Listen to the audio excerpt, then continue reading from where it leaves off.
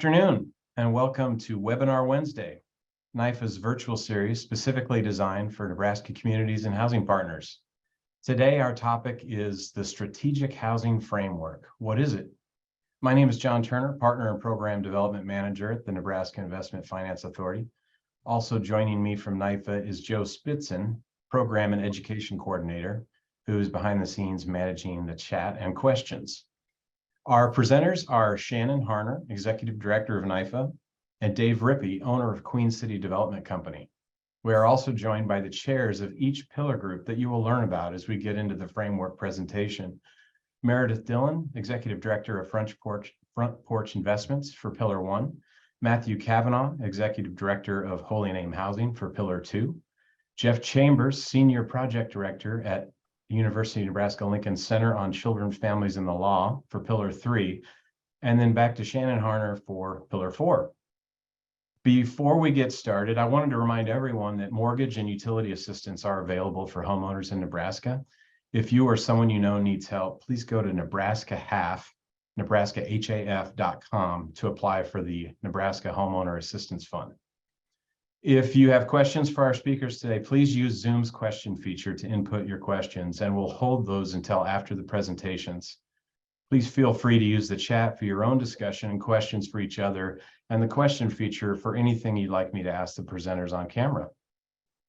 I also want to remind everybody that this webinar is being recorded and will be available on our YouTube channel at NIFA Housing. You can find a link to our YouTube channel on our website, nifa.org, under Community Development, Trainings, and Webinars. Without further ado, I'll hand it over to Shannon and Dave. Thanks so much, John. First, I just wanted to thank everyone for attending today's session. I know there's a lot of interest in housing across the state, and we appreciate you wanting to learn more about the housing framework. So we'll just start off today. John, I'm seeing the whole screen. Okay, let's try it again. All right, let me swap this. How's that? Perfect. Oh, well, no, that's my notes. Oh, there we go. All right, that's it. Okay. That's good. I mean, you could all read notes with me, but then you could just read the notes. So right. We'll just go this way. Okay, so next slide, please.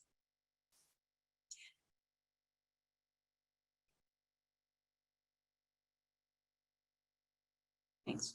So for those of you who don't know, NIFA is the state of Nebraska's housing finance agency. We are a quasi-governmental entity, and this year we are 40 years old, celebrating 40 years helping Nebraska families in housing, as well as agribusiness and community development. All right, next slide. We always like to start off our presentations telling our story a little bit. What is NIFA's mission, our vision, and our values? So you can see them there. Our mission is growing Nebraska communities through affordable housing and agribusiness. Okay. Here you see the vision statement of Nebraska's 2022 Strategic Housing Framework. So before we dig in, let me provide you with an overview about the framework and the process of getting to this point. And then I'll turn over the presentation to Dave Rippe, who will take us through the needs assessment, understanding really what the data is telling us about the state of housing and our demographics in the state of Nebraska.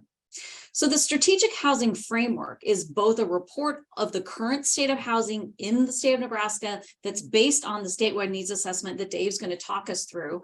And it's also an outline of the challenges and barriers to creating attainable and affordable housing in our state. So the framework includes a set of strategies, and you were already introduced to our pillar leads, and our pillar leads will be talking through what's happening on the implementation side with those strategies. And the strategies are intended to reduce or eliminate the barriers that prevent us from making forward progress on the housing solutions that we know we need. Next slide. Is structured as a determination of what are the problems. There are two problem statements in this, and then an identification of the shared priorities that we all have meant to address the problems that have been identified. Package of strategies are the different areas that we'll be working on in order to reach our shared priorities. So Here today, what we hope to do is not only educate you about the problems and our shared priorities, but to obtain really broad support across the state of Nebraska that enables us to collaboratively work together to achieve our collective goals. Because housing isn't a problem that can be solved by one entity or one person. Next slide, please. So the Housing Council was convened, supported, and facilitated by NIFA with support from DED.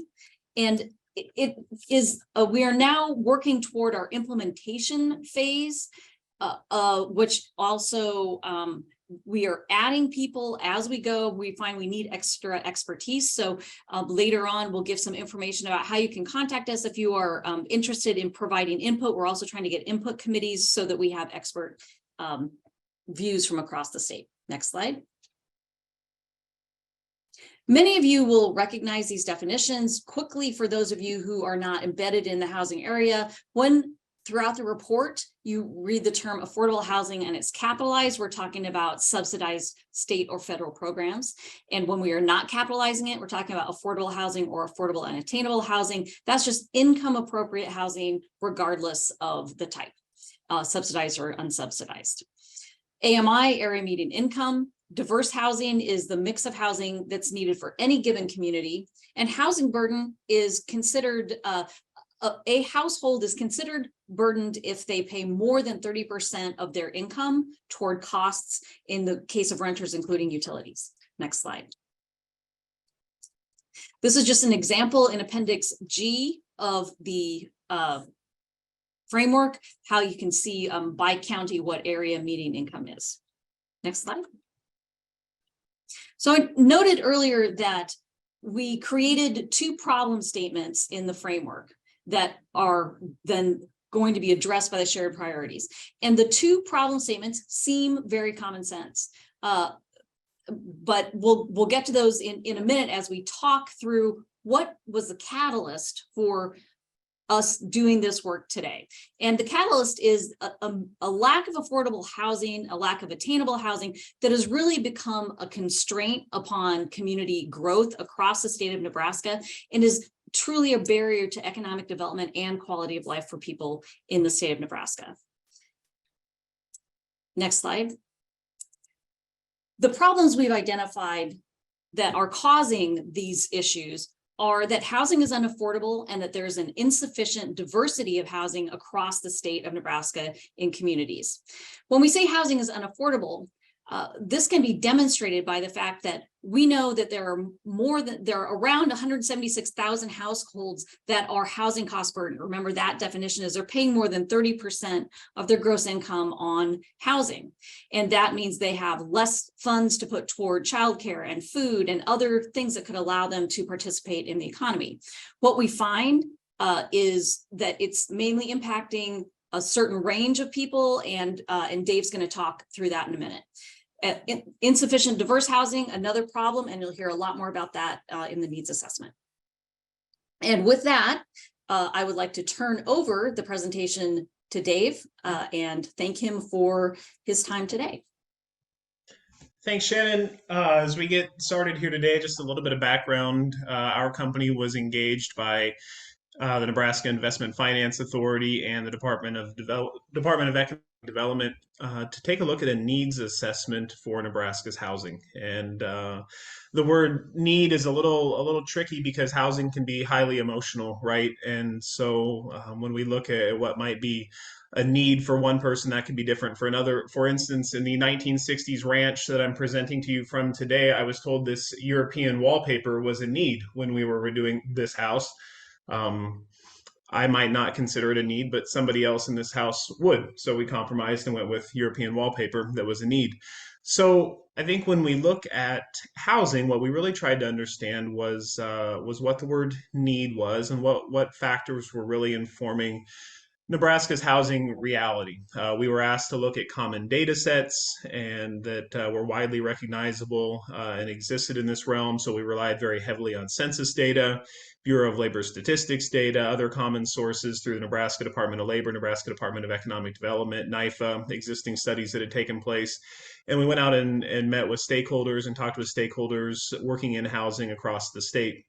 Our role was to exist more or less as a third party so that we weren't policy people with answers going out and looking for problems. It was really to let the data drive the issues and to highlight what issues were taking place in Nebraska. We worked hand in hand with the Nebraska Department of Economic Development around supply and demand models in order to identify what factors really drove demand in the state and drove supply for housing. What we found on the demand side were that population and number of housing units and median age and a whole host of factors, about 8 specifically, helped to inform about 99.6% of the annual variability in housing demand. What we found on the supply side were factors that existed really at the macro level, interest rates and a lot of more macro issues outside of the control really helped to inform supply. So as we get in, really, if you want to advance the slide here, John, to the basis of how we looked at data across the state, what we used were these rural to urban continuum codes, which is a measure that was developed by the USDA that said counties that are on maybe the west end or the east end or the north or south end of the state aren't uniquely different because of where they're geographically located. Counties are uniquely different due to their population and then their proximity to metropolitan areas. And so you can see in Nebraska, we work in what we'll call a RUC, Rural Urban Continuum Code, RUCs 2 through 9. RUC 2 really represents your more metropolitan counties. And so those are metro areas with more than 50,000 people in population.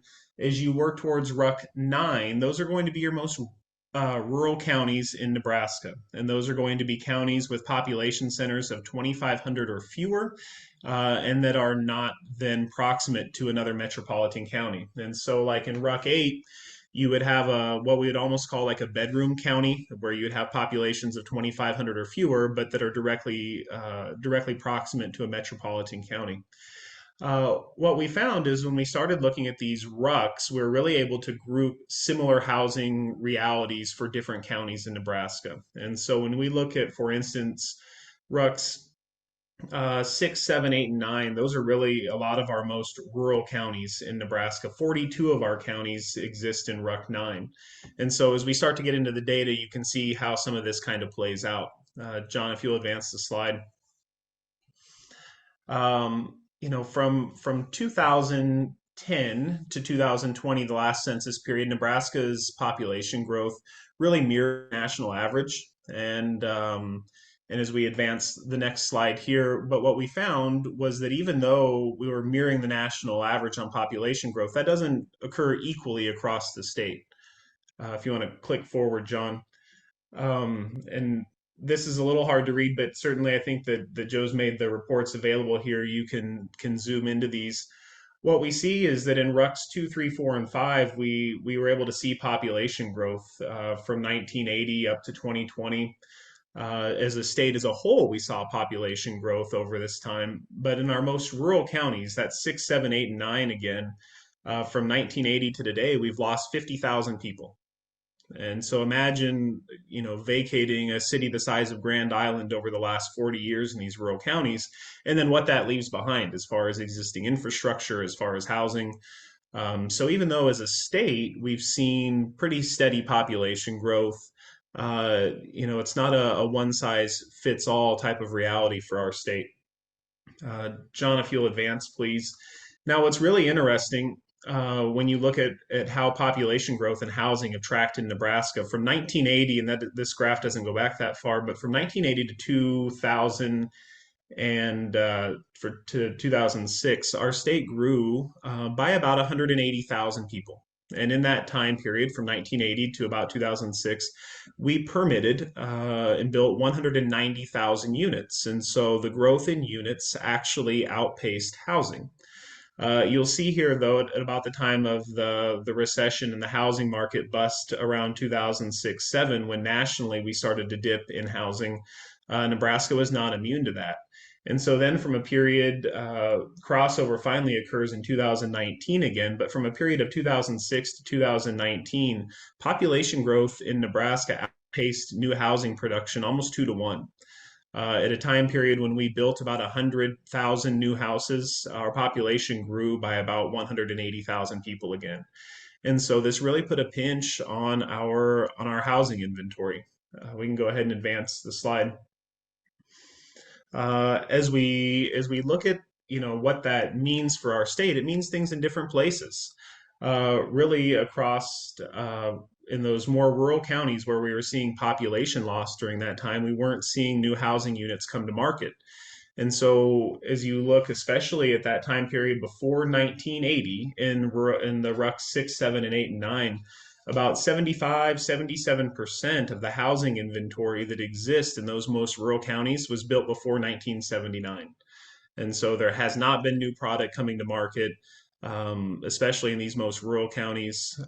What that leaves us with, as we will look at some more data later on, are issues relating to dilapidated housing, vacant housing, and really some significant infill issues. You can go ahead and go forward, John. When you look at the occupied housing units in these more in the urban versus rural areas, you can see where we have up to a 23% vacancy in housing units, permanent vacancy in housing units in our state's most rural counties. And in a very opposite situation, about fourfold less than that in our state's more urban counties. And so again, we look at issues, and we'll kind of get into what some of these main issues are across the state. But as we look at these issues, they very much present themselves very differently as we look at these different rural and urban continuum codes. And so what these allow us to do is understand that it's not specifically a Western Nebraska issue or a Southern Nebraska issue. These are issues that present themselves in areas of different population in different ways. Go ahead, John. We also look at how, at a more of a macro level or something that's more consistent across the state, changing demographics and what that means for our existing housing inventory. And so if you pop forward one slide here, we'll see that our senior population, that age 65 and over population, is projected to grow between now and 2030 by 42%. And what does that mean for our housing reality, and who's consuming, who's utilizing existing inventory, and what their needs are? Go ahead, John. What we did find, as I mentioned earlier, when we were looking at the factors that drive demand for housing, is that employers and job creation does indeed drive that growth and does attribute significantly to the demand for housing. Go ahead. Within that, though, we ultimately started looking at how do we bring new product to market, and who is ensuring that our housing exists in a suitable and occupiable condition. One of the main things we heard from our stakeholders as we were interviewing people across the state in the more rural areas is that contractors are absolutely not available. And so we wanted to see if there was data to back this up. And so we used data from the Census of Employment and Wages that showed the numbers of establishments, of contractors, the numbers of construction workers. And this was really fascinating that on a national level, we created a metric that showed that for every 17 households, you would have one construction worker. In Nebraska, you can see that state average is about 14. So imagine that you have, just in like super simple terms, imagine you have one person with a hammer and a belt that's servicing 14 houses. It shows that way on a statewide deal, and that's nice. But then you look at our more urban counties there in RUC 2, and you see that that's 12. And so you have one person servicing fewer households. Obviously, they're able to get more service. But when you start to look at our more rural counties, again, that number pops way up. And so you start to see on an average on a county basis in those RUCs that one construction worker might be servicing up to 27, 28 households. When you look on a county by county basis, I'll tell you that there's some in our state where you have 50, 60 to 70 households per construction worker. And so this idea that there aren't enough construction workers to keep up with the housing demand for new housing and for repaired housing in our rural counties is real. In RUC 6, 7, 8, and 9 today, the math works out that you would need 5,000 more construction workers just to be at parity with our state's more urban counties. And so that deficit of construction workers, especially in rural counties, is a reality. Go ahead, John. So this lack of construction workers that is servicing these homes, this lack of housing coming to market, it doesn't necessarily present itself in people not having homes. Nebraska doesn't have a greater homeless population on average than other states. In fact, we're a top 10 state for one of the lowest homeless populations. But how it does present itself is in affordability. And so as you think about just your classic laws of supply and demand, if supply stays constant and demand increases, your price goes up. And so we see this in different ways and in different income brackets when it comes to affordability in rental and home ownership. You can really see in rental situations that households earning up to $49,000 are really where you find your most housing burden. As we advance the slide here, please, John. And then ultimately in households that earn up to $75,000 is where it really presents itself on home ownership. And so when you run a calculation where you have unburdened housing at that $75,000 household income level, what that really translates is your housing price using some assumptions there up to about $300,000. And I think that when we look at the housing burden that's presented in that price and income bracket, we see somewhere in around like 23 to 24% of those households currently experiencing housing burden. It presents itself much more significantly in this $35,000 to $49,999 household income bracket when it comes to home ownership. And those are those houses that are approximately, those are selling or valued at $200,000 or less. And what we can really see the trend is over the last several years is that there are fewer and fewer of those homes being sold, which means there are fewer and fewer of those homes coming to market. And so what that tells us is that there are fewer and fewer of these homes coming to market. You're moving up in your price point, is that this is not a problem that's going away, that demand is continuing to rise, supply is continuing to decrease. And so even the level of housing burden that we're seeing now, we can expect that to continue to increase in the coming years. Go ahead and advance the slide, please. As you look at the renters and where it presents itself here, and this is where we start looking at housing burden and the number of units that are available to people. And so as you look at table 10 on the right here, as we move up in incomes and you're at incomes of $75,000 plus, as you look at that far right column, those would be the number of units that are theoretically available for each person to choose from. And so a person making or a household rather making $75,000 or more per year, on average, would theoretically have 4 to 5 different affordable units that would match up with them to choose from. Especially in our more urban counties where we see a real deficit in affordable housing in those very low income brackets, $20,000 and under, less than $500 in rent. We see that there is less than about for every 3 households, there's about 1 unit available. And so as you look at that table on the left there, the ratio of households to units, we're really seeing that there is a large gap of units, especially in the extremely low incomes, those less than $20,000 for rental housing, not so much in the more rural counties, but certainly in the more urban ones. The more rural counties, kind of the hypothesis is that because we've had this older product that's been vacated, there's maybe a little bit less demand for the product that we were talking about earlier, that you naturally have older, more affordable product. Whereas that reality does not exist where we've had the population growth in our more urban counties. Go ahead, John. So as we look at some of the major themes that have come out of the study is that certainly a deficit of housing exists that was really created starting in about 2006 to 2019. And that's where we really stopped tracking at housing coming to market at the same rate as new population was growing in this state. And so as we really saw that deficit of about 100,000 units occur over about 13 to 14 years there, that really strained our existing inventory, leading to affordability issues within that inventory. But what also got left behind in that time is we saw a pretty dramatic population shift from rural to urban in our state. Is certainly what that created is age, quality, occupancy issues across the more rural counties in our state. Really, it just highlights the different challenges facing the different RUCs, the different rural urban continuum codes, different counties in our state, and the fact that there's not that, like we say here, there's not a one size fits all solution. And so really the outcomes of that population growth, that population shift and new housing not coming to market, because as we discussed, that supply is really influenced by these more macro issues.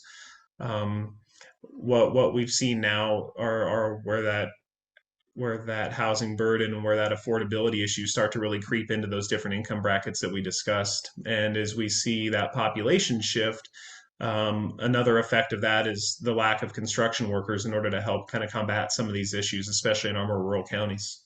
Go ahead, John. Now we'll kick it back over to Shannon, and I'll be happy to address any questions that there might be later on. Thanks, Dave. So talking through, we've just learned about the data that supports the broad problems that we discussed earlier, that housing is unaffordable and the fact that there's insufficient diverse housing. So with the backdrop of that needs assessment and the identification of the problems, we began looking at how we might articulate shared priorities so that we could start trying to figure out solutions. Next slide.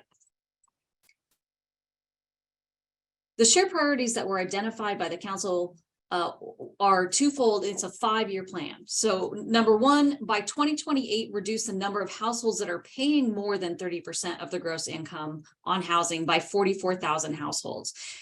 Earlier on, I gave a number of 176,000 households that are housing cost burden. So this is a reduction of that 176,000 by 44,000 households. And then the second shared priority is to also by 2028, develop and rehabilitate 35,000 affordable and attainable middle and low income units. Within that 35,000, we are targeting 3,000 to be rehabilitation and 10,000 to be targeted to people who earn at $22,000 or less per year. Next slide, please.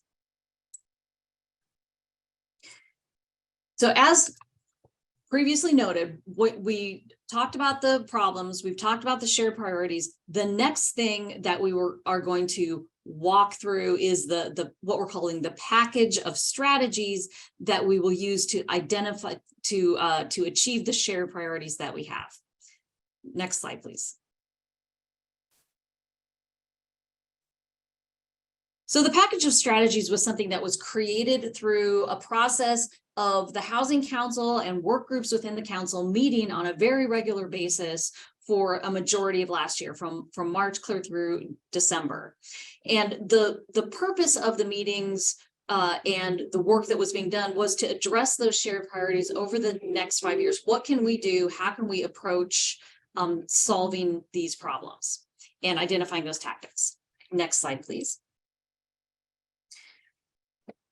So this is I think a really nice graphic that shows the 4 different pillars that support solving the shared priorities.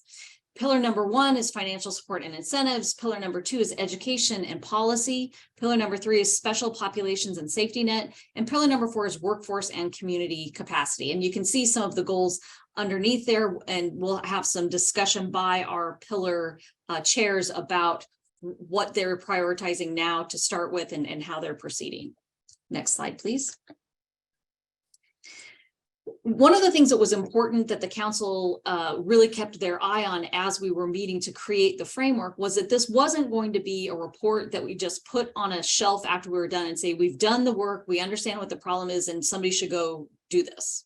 we understood that the point of getting ourselves through the framework and identifying the strategies was then to move immediately into an implementation phase, gathering people across the state so that everyone understands that there are shared priorities that we're working toward, and that we can mobilize the entire group of people across the state at, local, state levels, all across the board, to row in the same direction so that we can really make a dent in this problem, because simply identifying the problem is not going to solve it. So the pillars are currently in the implementation phase, and there are monthly work groups, and the work groups have been prioritizing what initiatives they're starting with first, what other expertise they might need on board, and how to proceed. We do anticipate that over time, as we start doing more of the work, we will need people to provide input on different types of information and programs. And so if you are someone who is interested in helping provide us input, please reach out to us, info@nifa.org, and let us know, and we can put you on a list to help us. Next slide, please. As you are listening to the discussion from our pillar chairs, what I'd like you to think about is, how could you or your organization or your community benefit from what we are talking about in this framework, get involved in making some of these things happen, or create an impact that you deem would be very important to help along the way with this housing framework. And if there are other tactics or ideas that you think would help achieve the priorities that we have not mentioned, we would love to have you let us know what those might be. Okay, next slide. Next, we'll turn over pillar 1 to Meridith Dillon. Meridith, thank you. Thank you, Shannon. So pillar 1, if you, again, look at the pillars, it's a financial support and incentives for development is pillar 1. And we're thinking about community stakeholders and investors in Nebraska, how we have a unique system and financial tools to address the broad range of rapidly evolving urban and rural housing needs. So that's the outcome for this pillar. And then we have 3 goals within this pillar. Goal number 1 is to prioritize flexible and efficient state funding for housing initiatives and impactful program improvements. This includes things like creating a list of all the current sources that are available for the development of housing, evaluating collaborative solutions between those different products, helping folks understand how they can stack those different resources, and then looking at efficiency and access as well to those programs. Next slide, please. Goal number 2, working with interested communities to create or strengthen collaborative and diverse community funding that helps to effectively meet their economic development and housing needs. An example of this is really to help communities, in particular when we think about rural communities and folks that may not be in urban areas where there are already things like funding collaboratives that work together to, for example, provide a philanthropic match to some of the state programs like the Missing Middle Workforce Housing Program. Being able to identify and create ways that communities can work together to identify the needs of their community, to be able to then prioritize how we can meet those needs and fund those solutions together in order to address that housing need. And next slide. Goal 3, to create new state and local financial policies that incentivize more affordable housing and risk mitigation. So again, this is really taking that efficiency and access piece, the learnings from that portion, and actually applying those learnings to be able to make certain that organizations, again, whether for-profit or nonprofit developers, can access those funds and remove any barriers to especially smaller developments or underserved housing markets being able to utilize funds from either the federal or state level to be able to address their community's housing needs. We are also including in this specific goal things like advocating for housing funding. So in the current legislative cycle, you may have noticed there are several housing bills that have been introduced Front Porch Investments, in partnership with Spark, has 5 bills currently in this session that all address investment from a state level and from federal funding into the current housing programs at the state. So LB 629, 714, 504, 741, and 801 are 5 of those specific bills. We also have a lobby day coming up on March 14th. If you're interested in getting involved as an advocate, come to frontporchinvestments.org and sign up and learn how you can advocate for funding. We also have a subcommittee within this goal that's specifically looking at addressing financing and risk mitigation in areas where there are valuation issues. So again, knowing that in our rural communities, often the valuation based on the cost to build versus what a house will value for becomes a huge challenge for developers to be able to access financing. So we're working to bring in innovative solutions, looking at how other communities across the country are addressing this issue and trying to bring that innovation to Nebraska to be able to address this need. Thanks so much.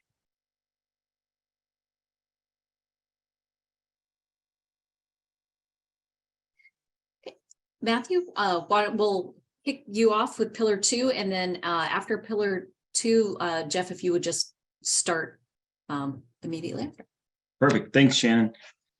So hello, everybody. Matthew Cavanaugh from Holy Name Housing in Omaha again. So pillar 2, education and policy. Our approach in this pillar is to find those local policy changes that can be made to reduce the time and cost of building housing and help communities make those changes. We're not setting out to persuade policymakers and administrators, at least not directly. We believe, because we've seen ample evidence, that there are already enough local champions who have already seen the light, so to speak. What we want to do is further educate and equip those local champions to be the voice of change in their own communities. Our target audience here is for education are those local elected officials and civic leaders and stakeholders who are already interested in housing, but are looking for resources, competence, and direction to make the changes in their community. Where we are right now in this pillar is goal 1, which is to create a diversified housing toolbox to support housing stakeholders in establishing best practices. So the key word there is diversified. We're in the beginning stages of making a guide that is adaptive to your community. As the head of, as you head in the preceding as you heard in the preceding presentation, this is a diverse community, a diverse state, with different needs and challenges across at least all those different rucks, but possibly in every community with different needs in every particular city, town, village. And speaking of needs, I just wanted to tell Dave that I think that I need that wallpaper in my home too. So made the right compromise there, Dave. Our work group consists of a variety of experts, and we're more than happy to welcome anybody listening today if you want to join and be one of the experts in this group. But even with the number of different experiences and experts we have, we can't possibly cover the diversity of communities that this toolbox needs to serve. And if we attempt to do so, we'll probably only end up with a list of recommendations that reflect all of our individual perspectives and experiences and don't account for everything. So instead, our group, in collaboration with RDG Planning and Design, intends to develop an interactive toolkit that will allow any community advocate to start with a goal and work backward from that. So does your community need single-family homes that are affordable to young families? Does it need manageable, independent senior living? Are you missing that downtown density that you'd get from apartment buildings? All these options could be covered through this tool. We want a local advocate who's familiar with the particular needs of their own community to decide what it is they need and what they want to source. Then for them to be the one to walk through a mock process of adding that particular housing type to their community, and then through that process identifying specific concrete obstacles along the way. Then the toolkit can help walk them through that process, starting with the needs assessment and a readiness assessment, identifying gaps in resources, and then move on through project templates, costs, and design, and all of that. The idea being to allow the advocates to go through as concrete an example as possible so that they can identify particular obstacles to resolve. Then the toolkit and its additional list of resources and contacts can provide them with recommendations for assistance for solutions to solve those problems. Zoning codes, building codes, land use restrictions, and the like are a vast constellation of community-specific regulations. We're attempting to approach that problem with an appropriate amount of humility and flexibility. Our goal is to build up local champions who are empowered to make immediate, incremental, and impactful change in their community. So if that sounds interesting to you, please let us know if you would like to help, and we'd be glad to have you. So that's all I got about this this pillar, and let me know if there's any questions. Thank you, Matthew. So I'm Jeff Chambers, University of Nebraska Lincoln Center on Children, Families, and Law, and I co-chair along with Laura Husky and John Turner, Pillar 3, the Safety Net and Special Populations Group. You can see there on the screen, Nebraska provides accessible, fully integrated housing to meet the needs of persons with lower or fixed incomes and special populations. We have 3 goals in our pillar. Goal 1 and 2 are very much integrated, so I'm going to talk about them together and kind of run through them. But as you've already heard, goal 1 within our pillar is to develop 10,000 additional affordable, I would add rehab 10,000 additional affordable housing units for those earning less than $22,000 annually. Could you go to goal 2 so I can, the next slide, I think, John, so I could talk about these together. And goal 2 is in partnership with community-based organizations, develop and expand supportive services, promoting self-sufficiency. Our goal and our group has recognized from the very beginning that to develop those 10,000 units, which, as Shannon pointed out, are a part of the 35,000 units mentioned in Pillar 1, to develop or rehab those 10,000 units, that has to go hand in hand with the supportive services and supportive assistance that persons that would occupy those units need in order to maintain their housing and to decrease their housing burden. We can't have one without the other. It will not work. So our group is fully on board in integrating those 2 goals and working with them in hand. Some of the very specific activities we're undertaking thus far as a part of our pillar are to understand the need a little better, dig a little deeper into the data that Dave was provided to us earlier, to further specify where that need is across the state for these 10,000 units. We're looking at Queen City's data along with some additional other data, and we're taking that up as part of our group now. We're also, as a part of our pillar, identifying examples and other efforts, both within Nebraska and nationwide, that have integrated the efforts of investors, developers, funders, and other public service agencies that integrate developing, rehabbing housing with supportive assistance and services combined as a complete package, not looking at one separate from the other. Because the population we're trying to address, those under 22,000 include obviously those that have experienced homelessness, those with very limited resources and fixed incomes. So seniors, Dave mentioned our population is growing by 42% among those 65 and over, and then persons with disabilities as well.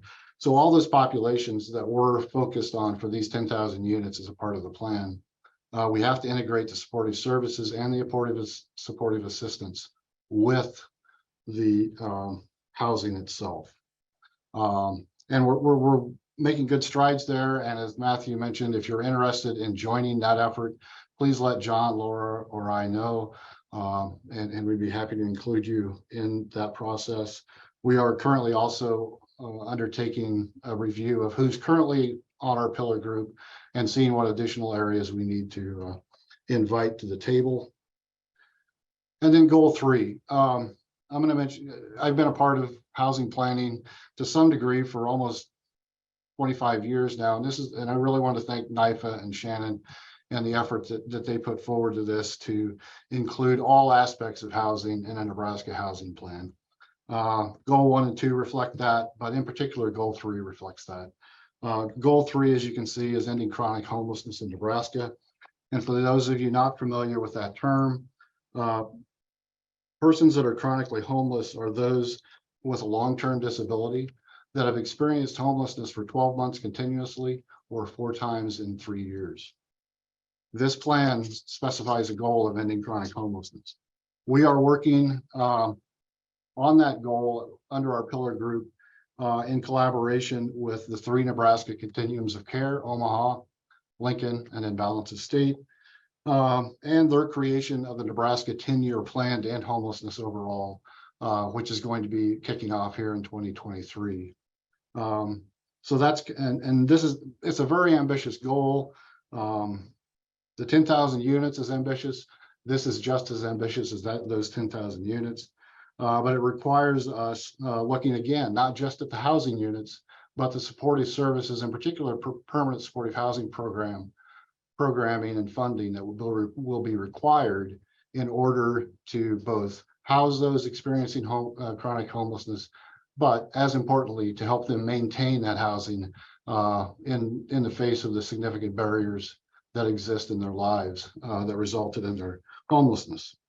So I think with that, I'll pass it on to pillar 4. Great. Thank you very much, Jeff. Okay, so I'm doing double duty here. I'm a co-chair for pillar 4. Casey Bellitz is my co-chair, but he was unable to be here today. But he does help with the pillar on a really regular basis. So pillar 4 is workforce and community capacity.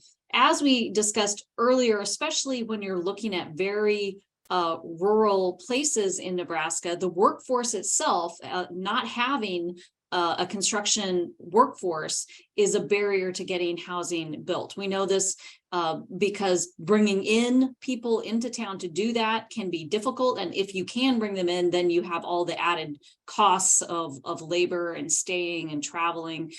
So it doesn't economically work out quite as well for the community as having someone right there who can help build what is needed in the area. So our goal in pillar 4 is that all communities will have the capacity to design, develop, and implement housing solutions with a sufficient and sustainable workforce to allow Nebraska to grow economically. There are 2 goals in this pillar, and the first of which is to actively engage stakeholders, and that means stakeholders within the communities themselves, in incentivizing, creating, and maintaining diversified housing in the communities they serve. So how is pillar 4 aiming to attack goal 1? Some of the initial ideas are to incentivize employer and business participation. And that is educate and incentivize businesses and employers to invest in housing and the related development for their employees. We're already seeing across the state employers understanding the importance of having housing for their workforce, and they're stepping up to the table. We hope to help catalyze that and also in some ways codify how that might work for communities to make it a little bit easier. Another strategy we have in goal 1 of pillar 4 is to establish and enhance partner incentives. So are there incentives that we can create legislatively for construction companies or related businesses that will help them do the work that needs done in the places that the work needs to be done? Third is to build capacity of non-metro communities for readiness and housing innovation. So this may look like a lot what economic development organizations are doing in communities that have economic development organizations. So how do we help those communities who don't have that level of expertise really attack those issues? Land assemblage and infrastructure placement, for instance. Also connecting networks and funding consultants to support small communities in building their capacity. And a fourth tactic under goal 1 is to encourage regional builders. So we're looking at how do we make it worthwhile for workforce to be able to continue to have work to do and or to come into an area that cannot get local workforce to come in. And we believe that a regional approach to this is something that may work throughout the state, especially in the more rural areas. And then fifth is to generate community level demand. So when we look at what happened in the 2007, 2008, we lost a lot of construction workforce across the state, across the entire country, because the housing market simply went away. And as a result of that workforce leaving, new generations weren't coming in. What can we do to ensure that there's some kind of a pipeline of projects that makes it worthwhile for people to remain in the construction trades throughout the ups and the downs of our economy, so that we don't get ourselves into a situation like we're in again today. Next slide, please. The second goal is that there are an increased number of people involved in construction and complementary trades. So this goes directly to increasing the workforce, or addressing the issues of making the workforce more efficient. And this is a goal that our pillar has started to focus on. So there are lots of ideas in goal 1, but goal 2 is where we are focusing, particularly on 2 tactics: a home building academy and the promotion of modular housing, especially in rural areas, to help alleviate some of that the constraint of not having workforce, and also in order to build up the capacity for modular housing. We know that there are some structural sorts of issues from a cost perspective. We're going to have to figure out scale in modular housing. We're discussing, could we do things like take a region-wide order for modular housing and place it together in order to bring down cost of certain modular housing. And then the Home Building Academy ideas are things that we're working with home builders and community colleges, and also looking to create a pipeline that goes all the way from grade school up through the trade school post-secondary. So those are some of the initiatives that we're working on with Pillar 4. Next slide, please.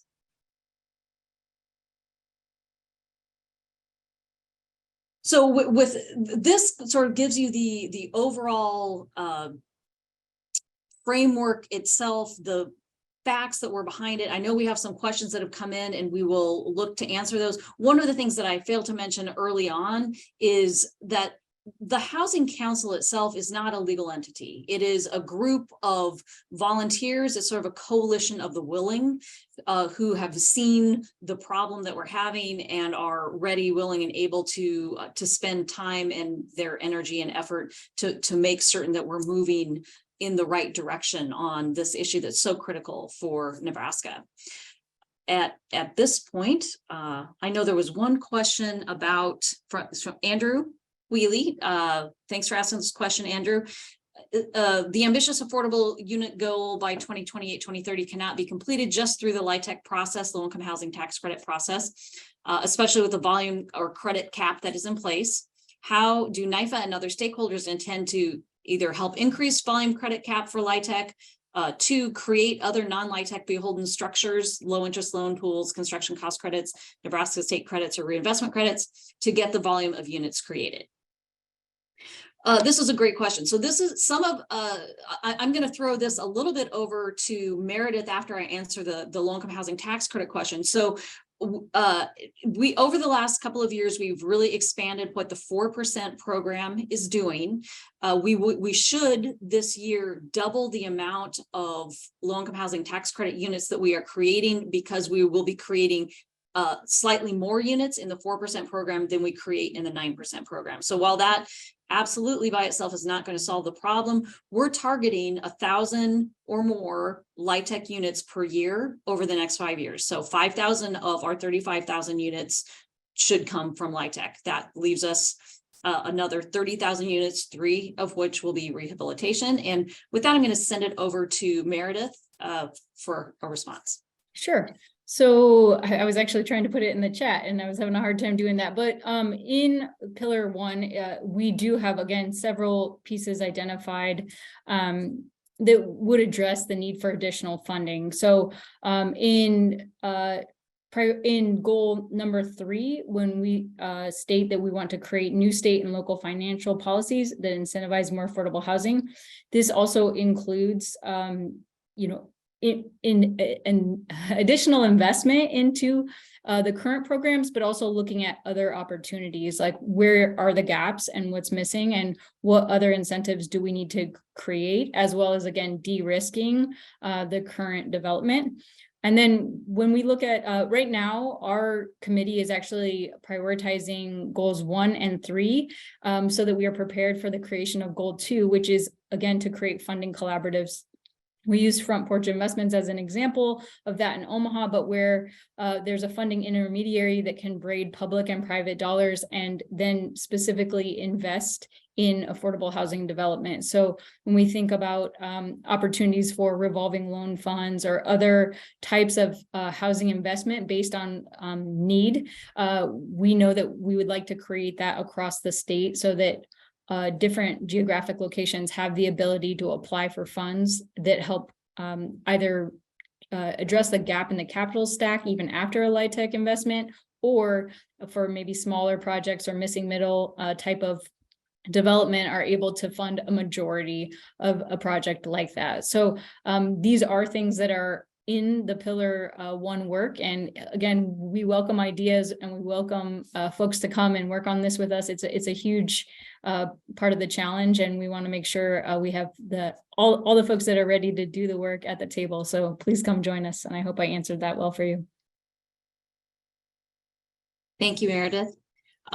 Matthew, we had another question. Approximately when will the pillar 2 toolbox be ready? Yep, thanks. And I'm trying, Meredith is challenging know where to type things in here, but so we are in the process. And so the big part of it right now, we're kind of talking about what is the toolbox, what's going to go into it. And then this summer, as I mentioned, we're working with RDG, that group to work with some staff. They'll actually have to help build it out. So really through this summer and then into the fall, hopefully we'll have something produced through that process that with the support of the professional kind of dedicated professional through RDD. So that would be the soonest you could expect to see a result from there. But we're welcoming involvement right away. Thank you, Matthew. Any other particular questions people might have? Feel free to type them in. And somebody had asked for my email if they may want to go. I think I responded to that, but it's just my first initial last name at holynamehousing.org. So I'm not sure if I got that out there, but anybody's welcome to reach out to me or follow up with John. Thank you. Yeah, I was looking to see why you guys couldn't make chat, but so mcavanaugh@holynamehousing.org. I think it's user error, John. I think it's okay. All right, there it is. I just put it in there. Yeah. I'd like to just make sure before, I mean, if other questions come in, that's awesome. But if they don't, I just want to make sure to really thank Dave, Meredith, Jeff, Matthew for being here today. I think it really it speaks well of the coalition that we have working together, that that you're willing to give time to help educate other people. So I appreciate it.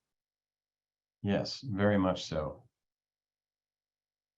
The only thing, Jeff had talked a little bit about it, but I'm happy to be part of Pillar 3. And as we talk, we are trying to figure out which superheroes to bring into the group and who are the experts. You know, when you talk about building housing for people that make below 22,000, you're talking about subsidized housing most of the time. And so, you know, who's a great provider of subsidized housing? Housing authorities. So, you know, making sure we have representatives that reflect that. And Jeff and I are also both on the Governor's Commission on Housing and Homelessness, and our 10-year plan is in the middle of being revised. So that the timing of this and the revision of that plan is really essential. Good opportunities. One other thing that occurs to me, it's more of a Pillar 2 thing, I think, Matthew. They all sometimes they merge together here, and I go to the meetings on all the pillars, so everything really merges in my head. But you know, one of the things that we're working on no, Matthew, it isn't a pillar 2, it is a pillar 1. Because we just had this meeting yesterday, is how do we take and understand the best way to layer in the different programs that we have, and then maybe identify what are the things that are missing, and figure out how do we make things work in the most efficient way where we're all going together. And that sort of layers in with the idea of the collaborative funding and having communities create their own project pipelines, or regions create their own project pipelines, so that they can target funding in different rounds together to create a bigger impact, and then continue to have things work. Yeah, and I see we have some questions that have come in. Yes, this is being recorded. We will get this on our website, and we'll get it up on our YouTube channel. So if you go to YouTube NIFA Housing, you'll find all of our videos on there. So the first one, you can see them too, probably. What is NIFA doing to get more PAB volume cap for multifamily? So this question relates to the 4% low-income housing tax credit problem multifamily units for people who aren't in the know on the LIHTC program.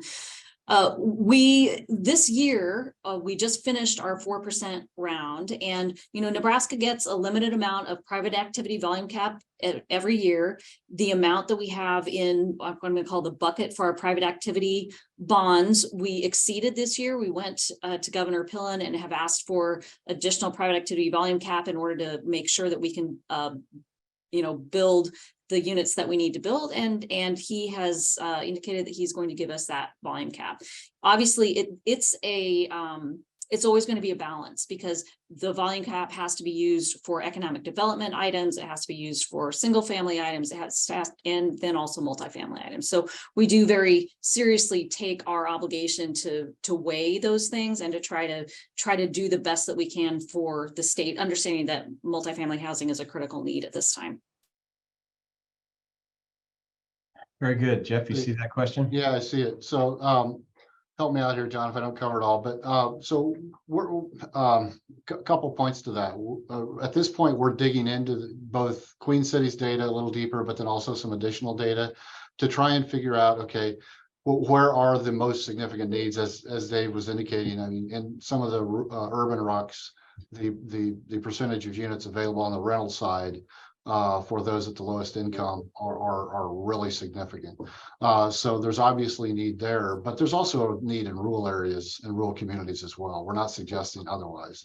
So we want to be thoughtful about how we suggest or recommend those units and where they go. But another real component of this is, as this effort is a coalition of a willing, it's also a coalition of a willing communities, developers, funders, investors, and public service supportive agencies that come to the table to be able to work together to do that. So, I think in the long term, to the extent communities can pull together those groups and use what we learn in terms of these other examples across the country and within Nebraska that have done what we're trying to do, that's going to be persuasive in where a lot of these units will be found. So I think we want to be thoughtful about kind of targeting where the need is, but we also recognize that it's going to take people that are going to need to step up to the table to do this, to make it happen. I hope that is sufficient for now, but Melanie, we'd be glad to have you join the conversation if you'd like. And I see a question from Liz Mayfield. Liz, you asked, is there adequate balance of state and rural representation and support for these projects? Are you talking about specific projects in one of the pillars, or just overall for what's proposed within the framework? Oh, she's responding. I was going to say, I wonder if she's thinking pillar 3. Oh, overall proposal. Okay. Yes. And so on the Housing Council, we started off with 60 people across the entire state in a variety of different levels. We had people from the economic development districts across the state. We had the mayor of Valentine. We had people from North Platte and just all over the place. So we really tried to have great geographic diversity, because that's a critical component for having a statewide housing framework, is that it has to be statewide. And as the needs assessment shed light on, the problems are different in different places. And so in order to solve those problems, we need the people in those places. The thing that I hear, significantly from rural Nebraska is this toolkit is going to be really important for them, because there are so many rural areas that they don't have full-time people doing these jobs. And so they need the support and the help to understand what are the next steps that we can take as a community to solve these problems, and then to see what's working in other communities of their size, so that they're not spinning their wheels and trying things that maybe are not going to be effective. So I do feel like we've got support across the state, maybe in varying levels for the different aspects of the framework, depending on what their problems are in their area.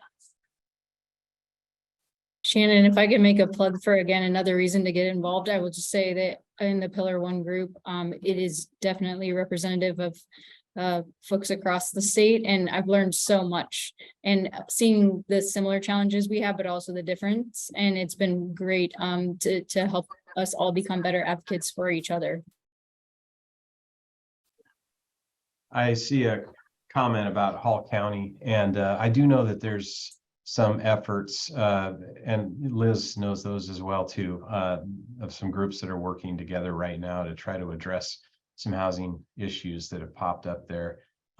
We had the opportunity to work a lot with some of the central navigators through the Nebraska Children and Families Foundation. I know they're very busy working with that. So if you have any specifics, please email those to info@nifa.org and we can look into it a little bit more. What types of employer business incentives are being considered through the plan? Right now we haven't introduced any bills for employer business incentives. I think what we're thinking about is how can philanthropy work with employers and businesses, and also NIFA being a part of some of those conversations as well. How can we create some coalitions that make sense between those local the local municipalities and the employers and the nonprofits in the area, to say, how do we work together to do that? So right now we don't have a specific, let's give money to somebody to do something. It's more of a, how do we solve problems together with everybody giving a little bit?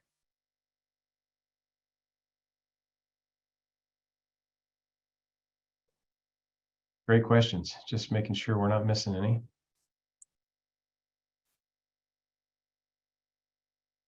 It looks like we have answered all. I don't see anything else in the chat. And we're done early. So that's always a good thing. Give people back their time. Any last comments from any of you before I do my little outro?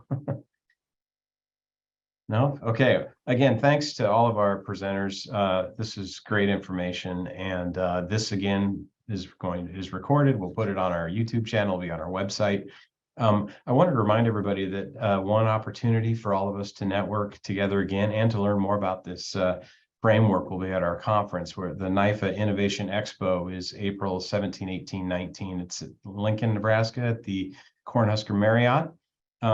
You'll probably get information. You can go to our website and sign up for updates. But we're anticipating probably our greatest attendance ever. We have sessions that will be valuable, but really the networking is such a valuable piece to that conference. So please mark your calendar for that. And I think that kind of closes our session today on the strategic housing framework. So thanks everyone for joining, and thanks to our guests and our speakers. Thank you.